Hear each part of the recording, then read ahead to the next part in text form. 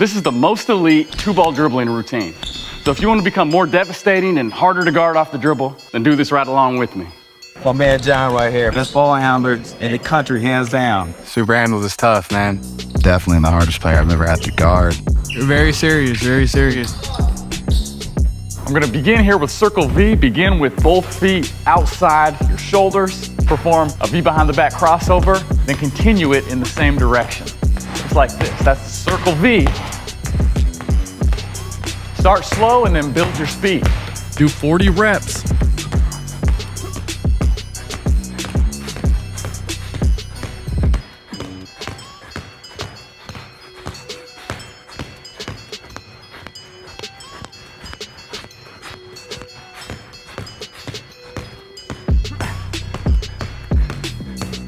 Now change direction.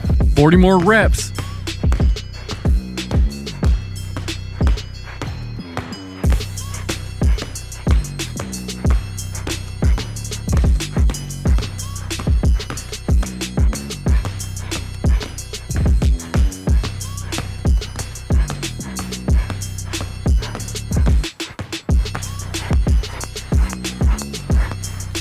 All right, now I'm gonna perform a full circle V with each ball, which is actually 2 reps. So 1, 2.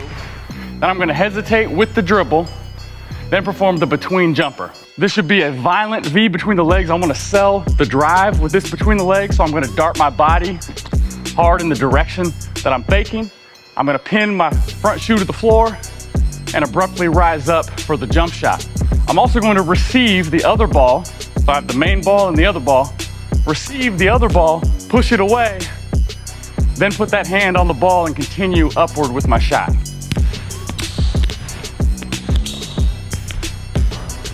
Like that. Make 3 mid-range jumpers in each direction.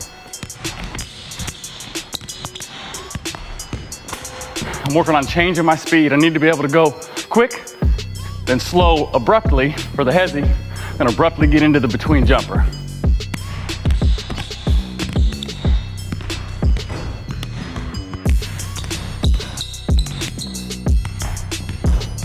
It's critical to push that other ball away so that you don't land on it.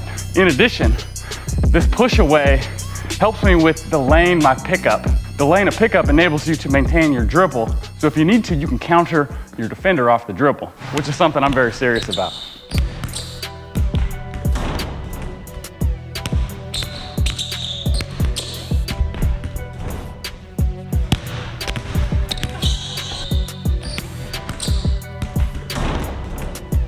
Now make 2 free throws in a row.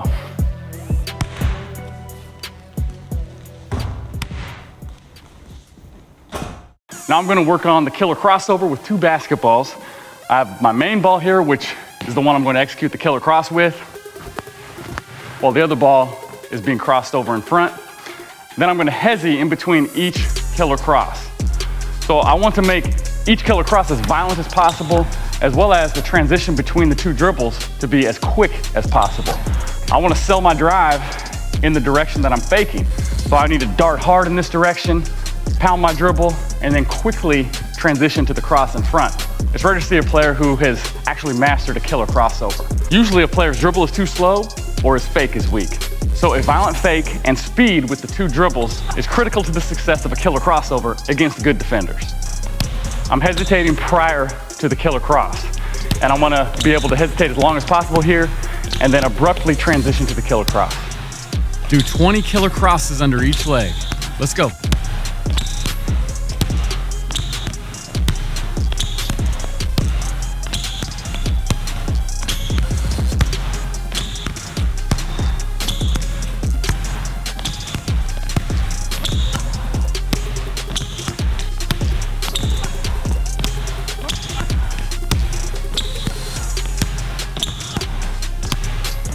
To seek progress over time, it's critical to push yourself to the point of making errors.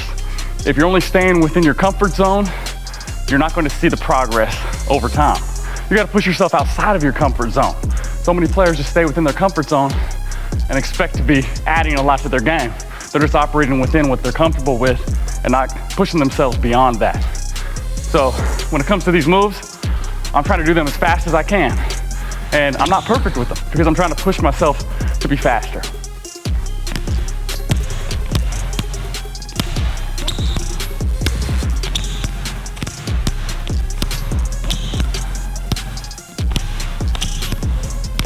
Now make 2 free throws in a row, and let's repeat that drill in the other direction.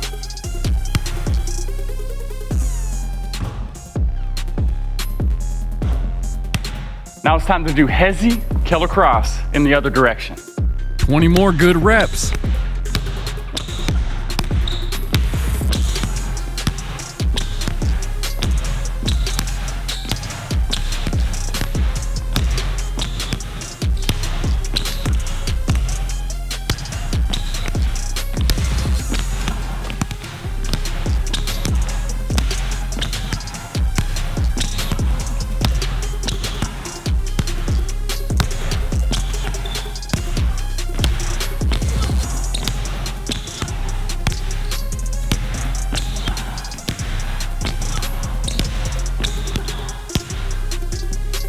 Now make 2 free throws in a row.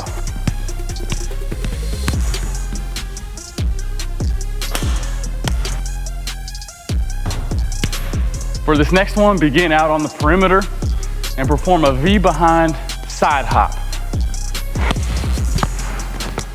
So V behind the back, pound it, and hop to the side.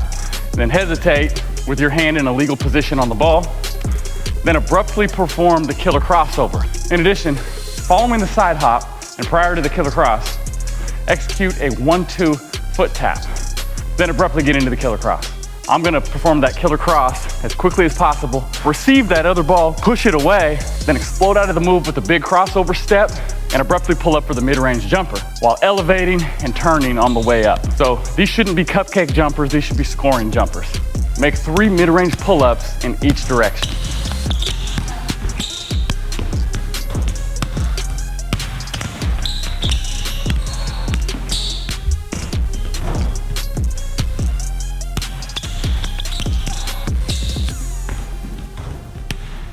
Now in the other direction.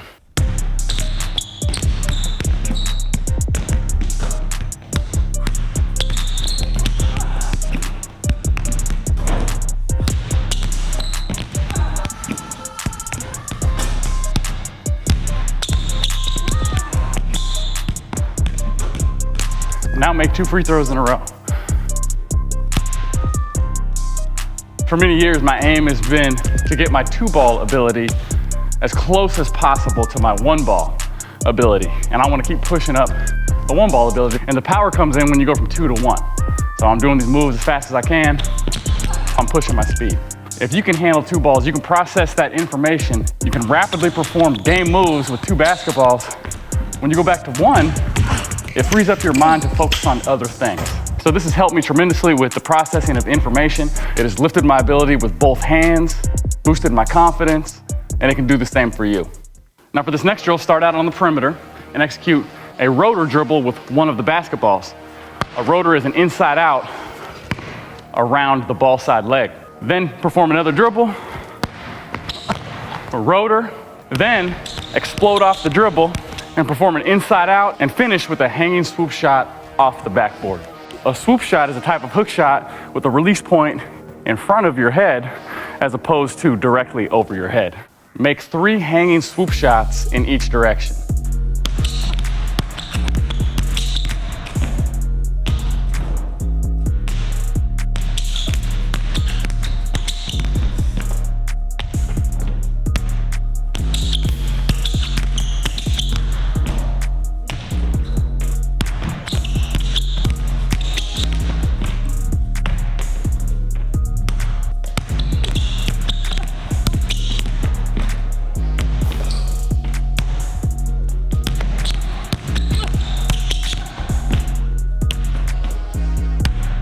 Now make 2 free throws in a row.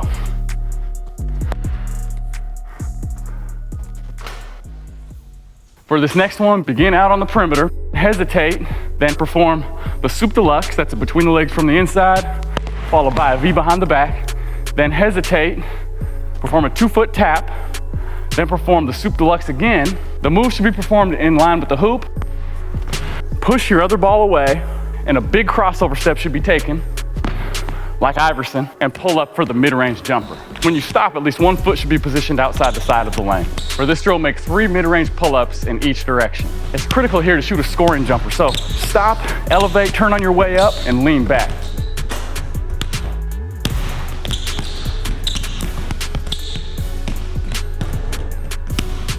Hezzy long and soup deluxe as quickly as possible.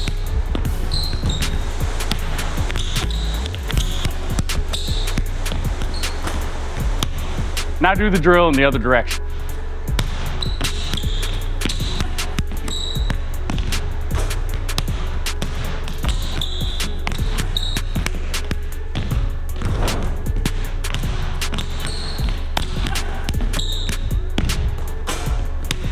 Now make 2 free throws in a row and get ready for the last drill.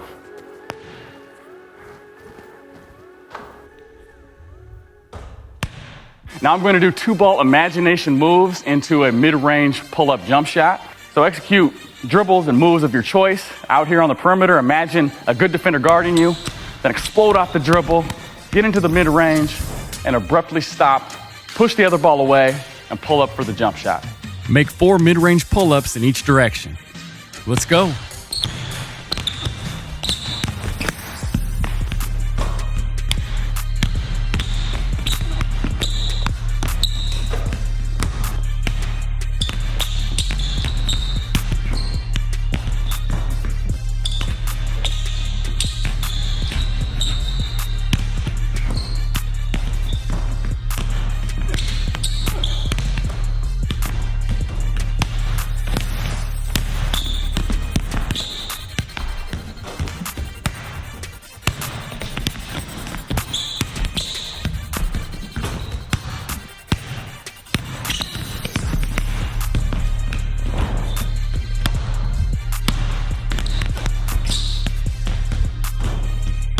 Now end by making 10 free throws in a row.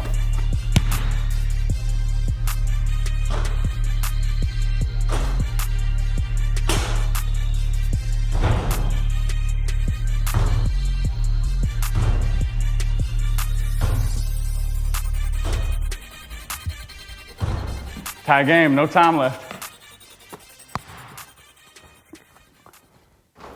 This 2-ball dribbling routine is nothing to sneeze at. It's definitely elite. It's critical that when you're going through this, that you push yourself beyond your comfort zone. And when you make errors, I know it can be frustrating, but push through it. That's when the progress can really be made over time. Now, this workout is not only a serious dribbling routine, it's also a scoring routine. The jump shots that are practiced in this workout are scoring jumpers. They're not little cupcake jumpers. They're not little, let's face the basket and shoot a set shot jumpers. These are the type of jumpers where the stop is done quickly, there's elevation on the jumper, there's turning on the way up, as well as leaning back on the jumper.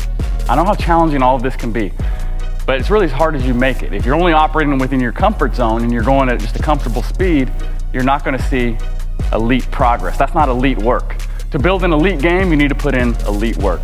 Currently, I have a series called Elite Game that documents the workouts I'm currently doing to try to push my game to higher levels. If you'd like to see it, be sure to check it out. It's on the Superhandles YouTube channel. If you learned anything or were inspired by anything you saw in this 2-ball dribbling routine, let me know in the comments. I'd love to hear from you. But hey, thanks a lot for watching. God bless you. Much love to you. And I hope to see you soon. Maybe even out here at the barn in Dayton, Oregon.